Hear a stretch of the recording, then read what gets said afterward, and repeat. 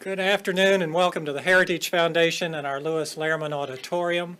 We, of course, welcome all those who join us on these occasions on our heritage.org website. Would remind everyone here in-house, if you'll be so kind to check your cell phones that they've been turned off, it's always appreciated. And of course, we will accept questions or comments at any time from our internet viewers, simply emailing us at speaker@heritage.org. And we will post the program within 24 hours on our Heritage homepage for everyone's future reference as well. Hosting our guest today is Rob Bluey. Rob is Director of our Digital Media Office and Director also of the Center for Media and Public Policy. A journalist and blogger, Mr. Bluey and his team promote heritage content and policy prescriptions on a dozen digital platforms. Through Heritage's Center for Media and Public Policy, he also focuses on promoting investigative journalism and government transparency. He's co-founded the Future of Journalism Summit and Breitbart Awards in 2012 with the Franklin Center for Government and Public Integrity. He is a member of the Broadcasting Board of Governors Commission on Innovation and serves on the Board of Visitors for the Institute of Political Journalism. Prior to joining us here at Heritage in 2007, he served as an assistant editor and then editor of humanevents.com and was a managing editor of the Human Events print edition. He also was a reporter for the Cybercast News Service. Please join me in welcoming my colleague, Rob Bluey. Rob?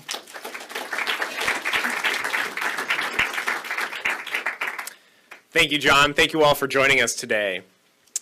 There are a few conservatives who understand the American left better than David Horowitz, and that's because he was one of them. And not just any rank-and-file progressive, but a founder of the New Left in the 1960s and an editor of the magazine Ramparts. And as a result, David brings to us a unique perspective about the progressive left that is vital to understanding the political debates that are playing out in America today. If conservatives are going to achieve policy victories in the future, we certainly need to recognize the challenges that we face, and David will help us do that today. On top of that list, of course, is the American left. And David has chronicled in a number of books, Progressive Left and American Politics, including works like Destructive Generation, Radical Sun, Art of Political War, and Indoctrination U.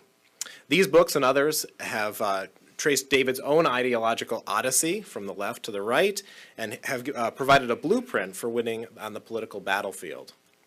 In 1988, he created the Center for the Study of Popular Culture, which was later renamed the David Horowitz Freedom Center. Its mission is to defend the principles of individual freedom, the rule of law, private property, and limited government, not unlike the Heritage Foundation. It also defends free societies in the war against their enemies and tries to reestablish the academic freedom in American schools. David's team oversees two very important projects, FrontPageMagazine.com and Discover the Networks, an encyclopedia of the political left and its networks.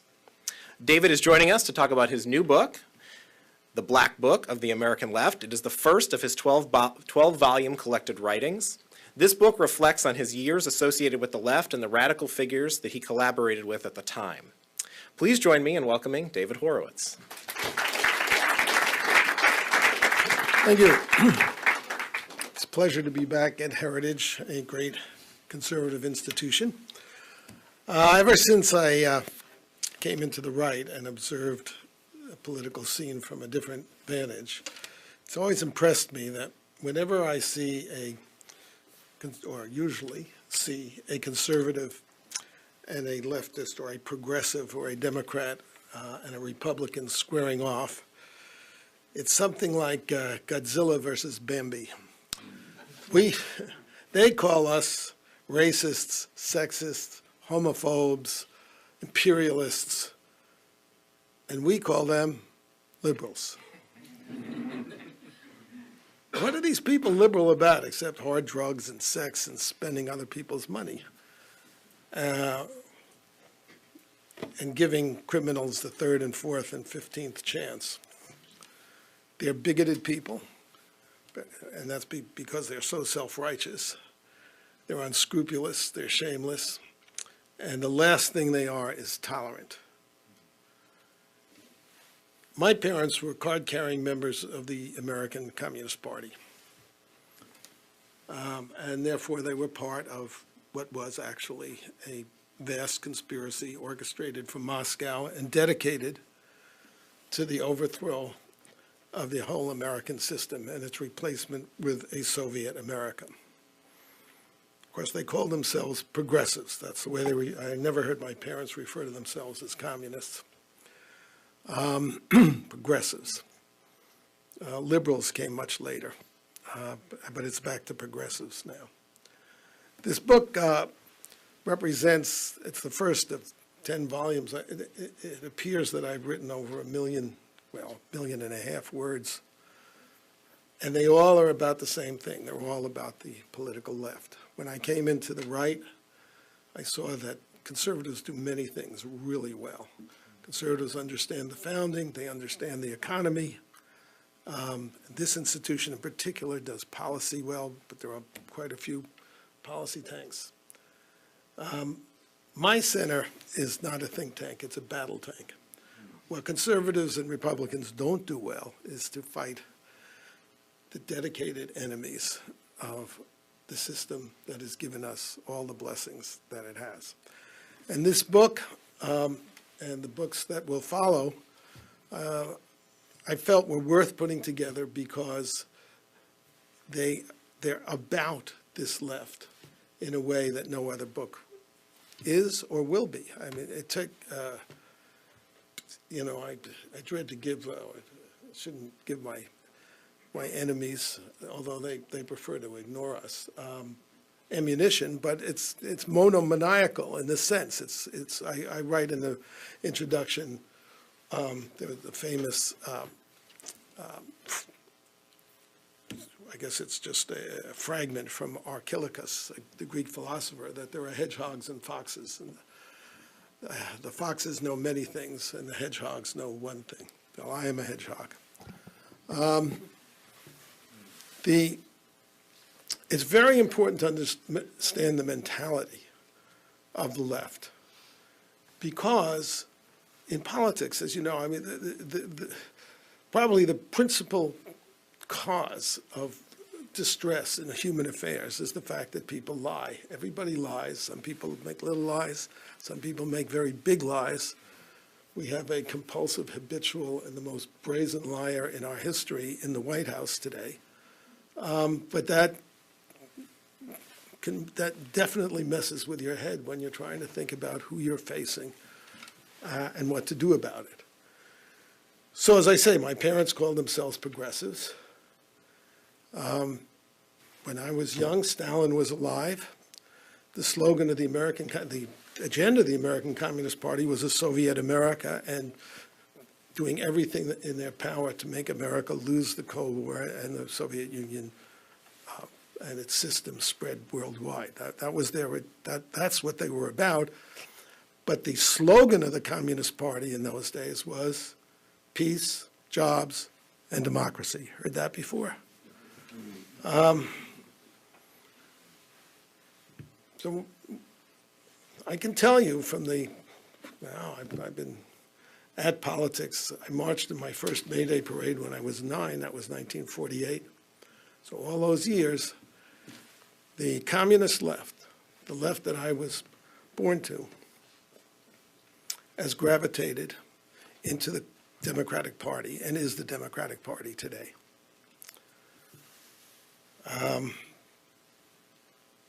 Should be obvious, shouldn't it? Valerie Jarrett, David Axelrod, the two key presidential advisors who shaped Obama's whole political career, were born into the communist left.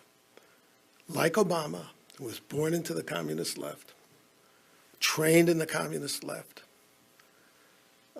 graduated to the communist new left. There was no new left. That's what the 60s should have showed everybody. When I realized that's when I got out. I always thought, when I was in the left, when I described myself as a Marxist revolutionary, I mean, I was critical of the Viet Cong. I mean, by the way, I despised Billy Ayers when I was a Marxist revolutionary because he was a rich, snot-nosed, irresponsible twit and an ignoramus, which he remains today. But that didn't prevent me from working to undermine this country and to cause it to lose the Vietnam War. or to really to betray the Vietnamese is what we did. And I'm going to do this really quickly. People will say, oh, Horowitz is a relic, he's an extreme, I mean, using language like this. But this is the reality of the mentality. Take, for example, Ruth Bader Ginsburg, and of course our whole perspective, even those on the right, is skewed by the fact that our culture is so dominated by leftists, you know, our press, the definers of our language. Ruth Bader Ginsburg is a left-wing ideologue extremist. That's what she is. There were 4 Republican votes against her confirmation, 4. She was waltzed into the chamber by Orrin Hatch, but got the endorsement of the Republican Party. Not too long ago, Ruth Bader Ginsburg gave an interview. It's when the Muslim Brotherhood was still ruling Egypt, or had just come into power.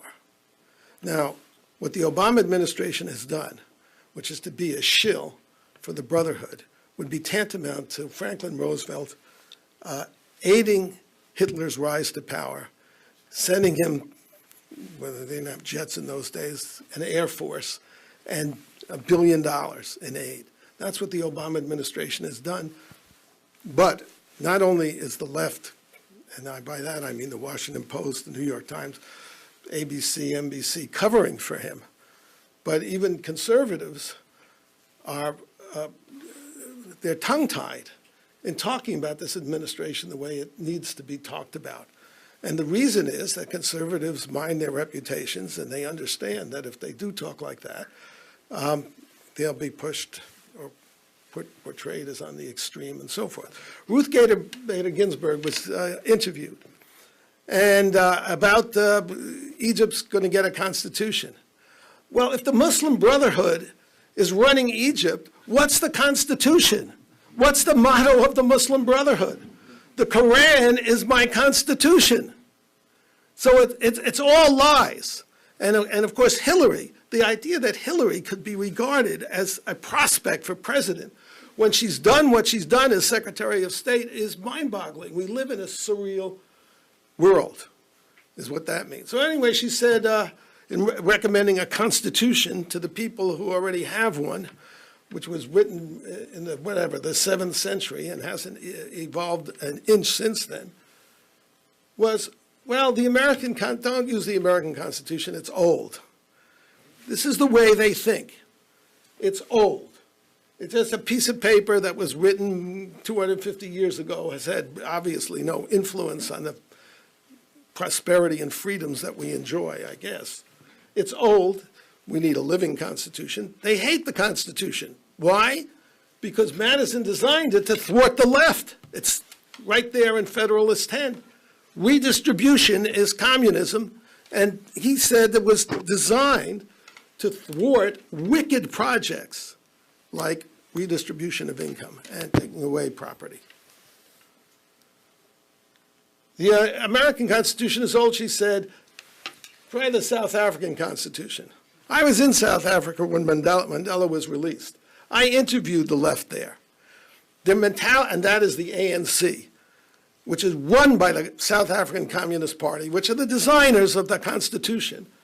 Their mentality was Stalinist in the 30s. And I, you know, as a leftist, I'm well aware of the gradations and the little revisions and so forth that go on through time. What is the South African? It's like the Stalin Constitution, this 1936 Soviet Constitution. It's all about your right to this and your right to that. You have a right to an environment free of violence. It's what Madison called, he called them parchment rights, but for people who don't get what parchment is, paper rights. They're meaningless. South Africa has 7 times the murder rate as the United States. It's the rape capital of the world. And typical of the left to conduct the international divestment of South Africa, topple what was actually the de Klerk regime it's the regime that freed Mandela and could have plotted a decent future for this country, But no, the American left decided to blow up the South African regime, put the communists in power, and then forgot about it, just the way they forgot about the Vietnamese when they were being slaughtered by the communists. I've compared in Gatsby, Scott Fitzgerald the way he describes the rich is they break things and leave other people to clean up their messes. That is a perfect description of progressivism. Okay, so the Constitution, it's all these phony rights. And then there's actually a phrase in the Constitution, I'm going to quote this, you won't believe that it's there, but it is, discrimination is unfair unless it is established that it's fair. Swear to God, that Orwellian phrase. And property rights, the Constitution protects property rights, which property can only be expropriated, they use the Marxist term, expropriated, if it can be shown that this will be a universal good. So it's a communist constitution. Now, it's not just that Ruth Bader Ginsburg, this left-wing extremist ideologue who's portrayed as some kind of a liberal moderate by us as well as by them. Not only that she endorses this communist constitution and prefers it to ours, this is the battle in the world today, people. Not only does she do that, but what do her so-called liberal colleagues do? Is there a dissent? Did the other communists on the Supreme Court, Kagan and Sotomayor, say anything? Well, of course, Sotomayor they weren't there yet. But have they said anything? No. Breyer? No. Any Democrat? No. What does that tell you? I mean, you can call it the Popular Front. You know, I don't care. They're communists and they're fellow travelers and dupes. But the mentality of the Democratic Party today is a communist mentality. The left has learned, they learned from the 60s. In the 60s, we said, we actually were rebelling against our parents who pretended to be Jeffersonian Democrats. That's what they said when they were called, when they were in court, when they were called before hearings. They're Jeffersonian Democrats. No, they're not. They're Marxist communists. That's who they are. We in the 60s didn't want to pretend that. Remember, Jerry Rubin showed up at the HUAC committee hearing dressed as an American revolutionary. We're revolutionary. We want a revolution, and we want it now. That's what we said. And that was actually very decent of us because it warned people what we were about. And that's one big reason why the 60s failed in the 60s and has succeeded in the last decade in taking power in this country. That's what this is about. This is the triumph of the 60s, which is the triumph of the communist left in America.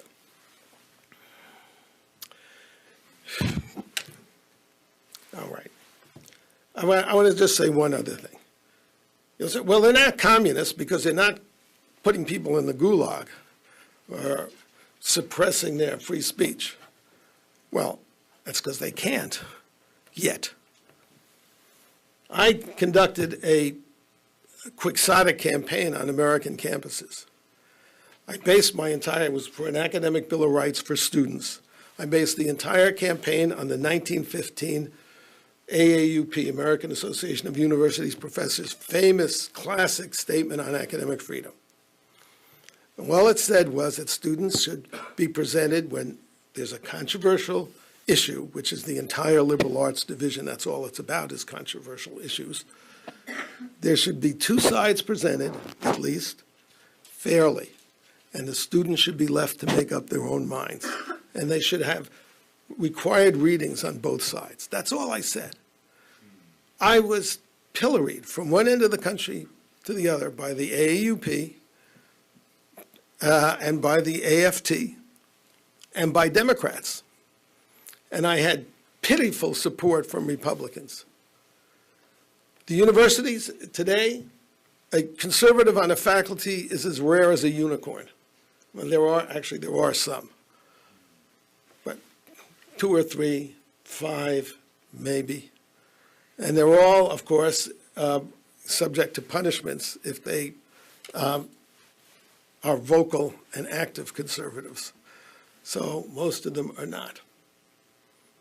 Is there a protest from the liberal House about the suppression, about the one-party system that's been imposed on our universities?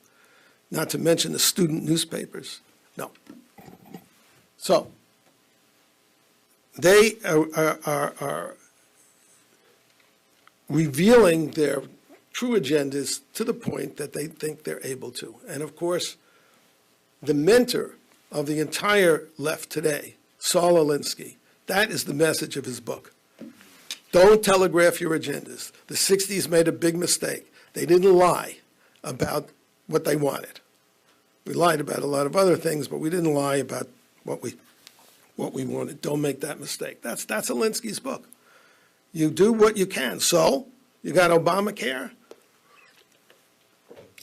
You sell that, you say you want to cover the uninsured. The one thing it's not going to do is cover the uninsured. But everything else about it is a lie, too. They've lied about everything. Because the true agenda is to create a, they really want a single payer. We know that. Why do we enable them by calling it single payer? It's communism.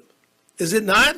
The state is your health care provider. The state. They can take it away. Somebody who provides it can take it away. What's freedom? What freedom do we have left if the state controls our health? That's what it's about. That's why they have risked everything. If there's a God that intervenes in history, they're going to go down big time in this next election. It will be a tsunami that will drown that party for a generation. But that's only if there's a God who intervenes in history. So, there are 4 features of the leftist mentality. You know, even Khrushchev was critical of Stalin at a certain point after Stalin was dead. You know, it doesn't take anything for a leftist to say, they'll say down with communism. We are democratic socialists. Yeah.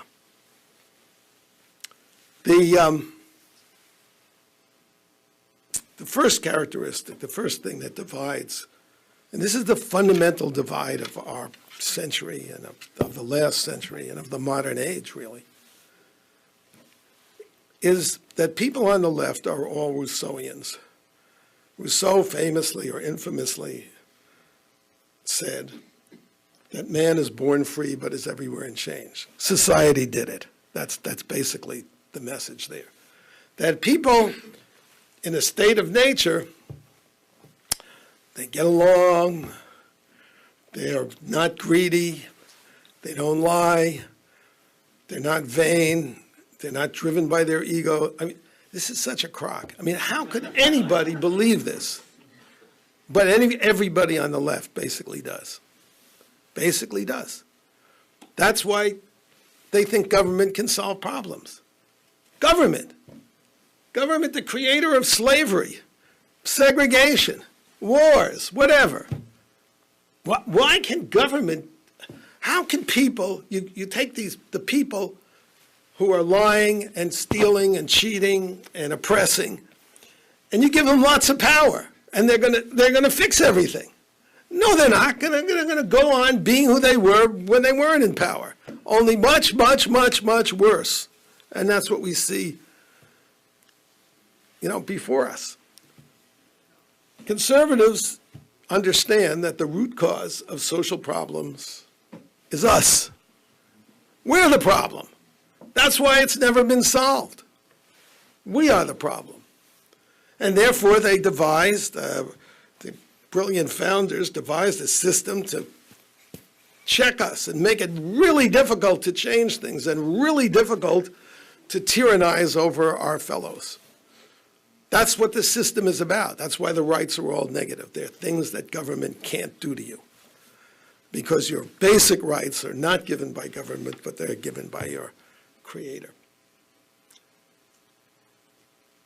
Now, if you believe that social institutions are the source of the problems, and that if you change social institutions, you can change people, Even Hillary Clinton said we have to redefine what it means to be human in the 21st century.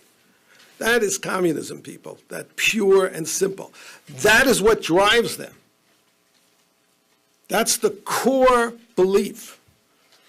If we get enough power and change social institutions, we can create new men and new women, and they're all going to get along, and everything is going to be just peachy.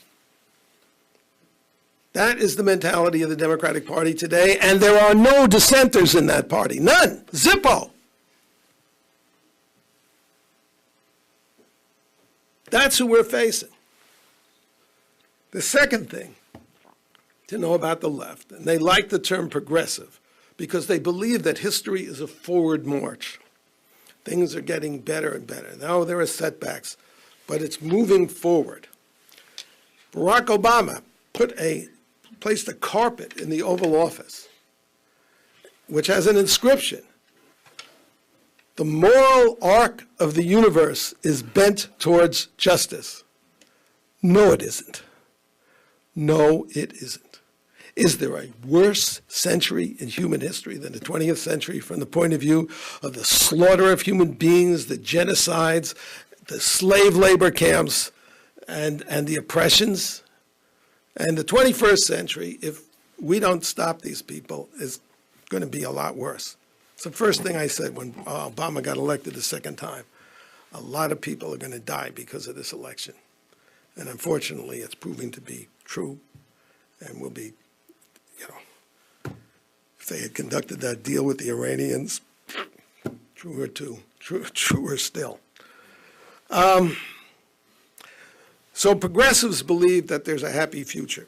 And in fact, and their minds are focused that way. It's a complete contrast to conservatives. Conservatives are what used to be normal in this country. The founders were conservatives. The idea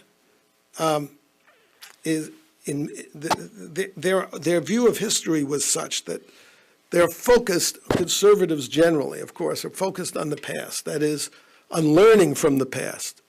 This is what human beings have been like for 3,000 years.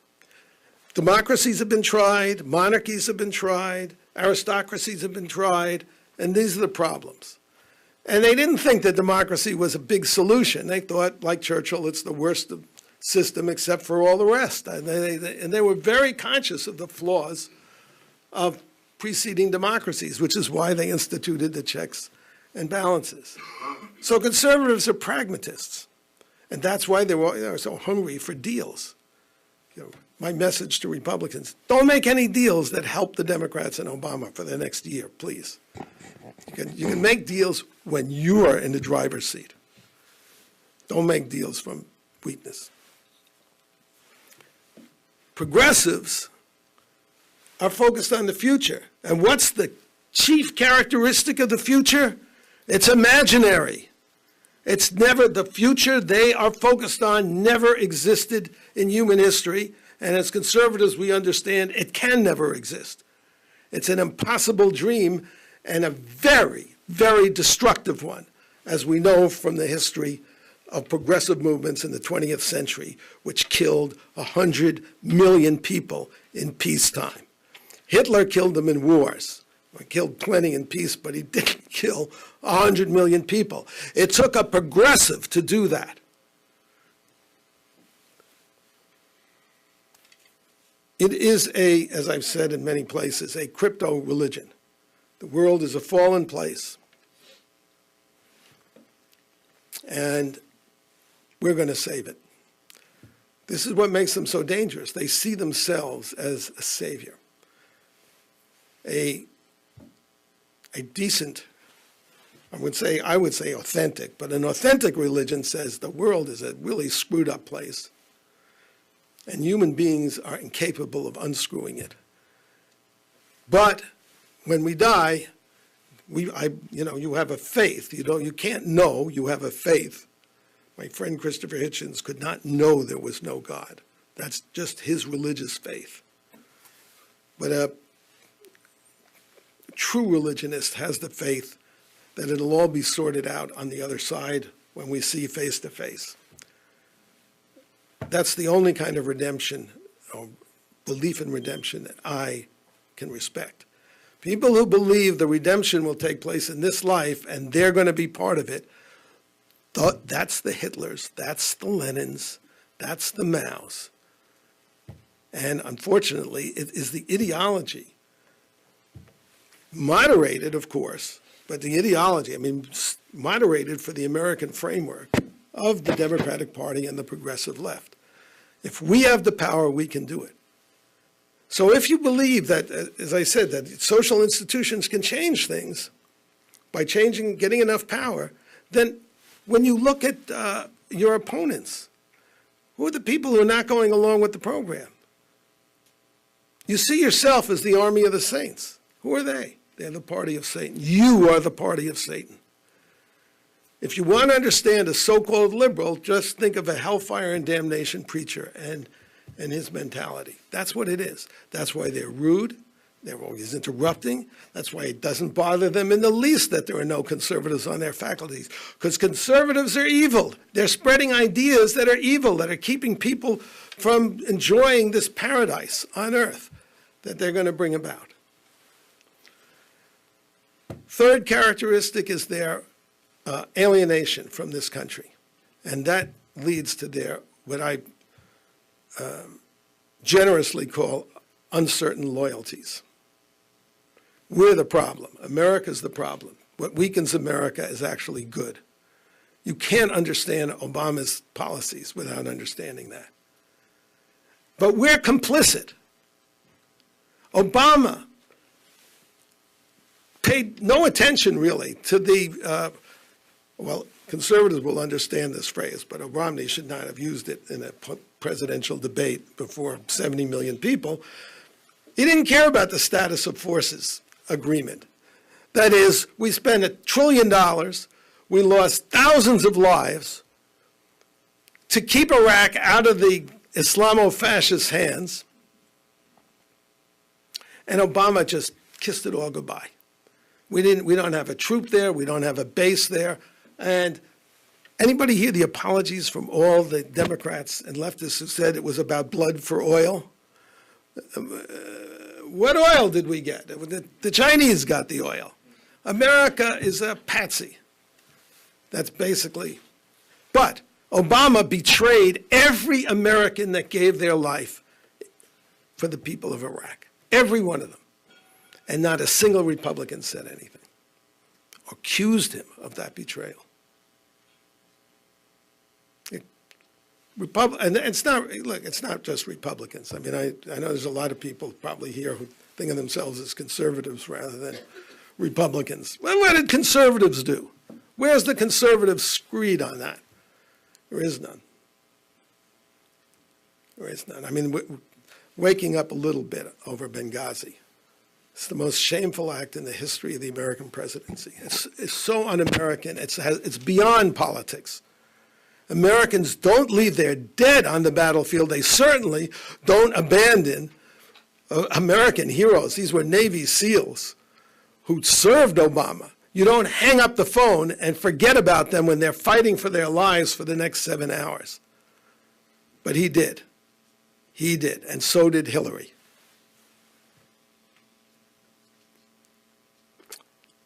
And the fourth, all right, the fourth characteristic, of course, is that they lie. And it's not like politicians spinning. It's not a lie to cover up that you were having sex with an intern in the White House. That's not the lies I'm talking about. You cannot be a leftist without lying, and lying about the most basic strategic facts of who you are. Leftists may be they are delusional because they believe in this social justice at the end of the rainbow, the kingdom of heaven on earth that they're going to bring about. I mean, how arrogant is that? But they're delusional, but they're not stupid, which is why my parents called themselves progressives.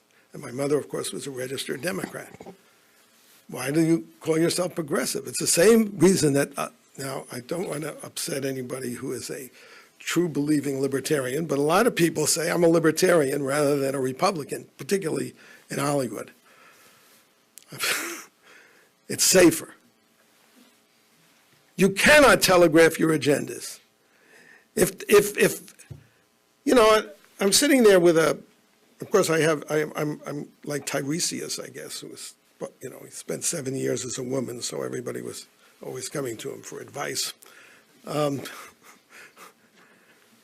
I see Nancy Pelosi, when Obamacare was passed, beaming and saying, you know, first we did was, I guess it was first was Social Security. And my conservative mind says, bankrupt. And she goes, and then Medicare, bankrupt. And now we're going to triple or quadruple down. I mean, you never know that. All those figures they put out in the beginning are lies. It's probably 10 times what they say it's going to cost. How can you be so delusional? Because in her mind, these are just building blocks of a socialist America. That's what it's about. That's the agenda of Obamacare. I never thought I would live to see the day when I would say that we are on the, I don't want to make this overly dramatic, but we're within reach of a totalitarian state in this country. If you are prepared to use the IRS to punish your political opponents, and trust me, I mean, when the Clintons were in power, they were doing it too, but not only is Obama behind that, but he's promoted everybody that's involved in it. If you are willing to use the IRS to punish your opponents, if you have a healthcare system which controls, that's what it's about, the services that you provide to people to save their lives and the lives of their loved ones, and you have a spy agency that knows everything that's going on, you don't need a secret police to destroy any opponent. It's right there at his fingertips. And obviously, he doesn't care, or he does care. He's protecting it. Who has he fired? How do you understand this mentality except that this is a communist in the White House? Somebody who was brought up by communists, trained by communists. Stanley Kurtz has written an absolutely definitive book on Obama's history as a radical and his training and his mentality. You can't understand it any other way, and the people around him. But what's truly frightening is that the Democratic Party is on board for this, and I understand there's all kinds of self-interest for people running for office and so forth. And then you have the Soros, who has put together a coalition of the true communist left, like the new mayor of New York, elected by the Workers' Families Party, which is a Hillary supporter. Richard Poe and I wrote a book called The Shadow Party, which has all this, you know, in there. It was written years ago. Soros has put together a powerful political and coalition financially that goes from the Occupy Wall Street left. These Occupy Wall Street lunatics are creatures of the Obama administration, the Center for American Progress, the SEIU, the communist unions. We're in trouble as a country. These are very, very dark days for this country. Now, I'm going to conclude here, but not to depress you all. There's been an earthquake on the conservative right since I came into it. The first thing that looking with the eyes of a leftist, recent leftist, at the conservative side, I said, where's the army? Where's the ground war? Where's the SDS? Where's the MoveOn.org? Where are the unions? All these forces for communism on the left that have pushed the Democratic Party from the McGovern days. It started with McGovern. It took 40 years, but have taken over that party. And there was none. And it's not like 5 years ago where you couldn't find 3 conservatives agreeing to march on Washington because they look at each other and say, what are we, collectivists? That's what they would say. And now there have been 100,000. The Tea Party is the earthquake. You would not have a Cruz standing up and saying, no, we are not signing on to this without the Tea Party. And the best thing that all Republicans can do is just stop the fratricide right now. Let the primary voters decide. You have any belief in this system as a democracy, you have to believe in the grassroots that it's going to make mistakes. Everybody in politics makes mistakes. I do think, personally, that candidates should be vetted just so that we don't get loons like Christine O'Donnell being supported by the party. But to me, there should be a committee of two to vet candidates.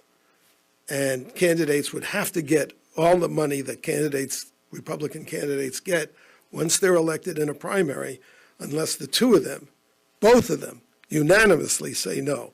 And those two, I picked symbolic figures, would be Ted Cruz and Karl Rove. That's the way forward.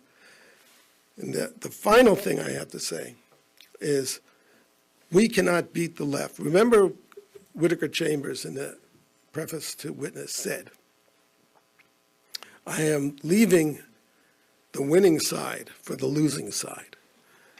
Why are we going to lose? He said, because communists have an idea they're willing to die for, and we don't. We do have that idea, and that idea is freedom. Everything that Obama and the left is doing is a threat to individual freedom. Do not talk about Obamacare and the debt as though they're accounting problems. What they are daggers aimed at the youth of this country. It's a war on the young. Because of Obamacare is taxing young and healthy people. That's what it's about. Heavy taxes on them to fund people who are at the end of their lives and, who have abused themselves. Maybe they've just been unfortunate. We can find a way to help them. But we don't have to do it by punishing the young, by having them graduate from college with $100,000 debts, with running up trillions of dollars in deficits that they're going to have to pay. What does that mean? It means another day of indentured servitude. Taxes are a form of indentured servitude. You work for the government instead of yourself. And what Obama has done and what the Democratic Party is dedicated to doing is increasing the days when you are a servant of the state and not free. And that has to be the Republican rallying cry. Thank you.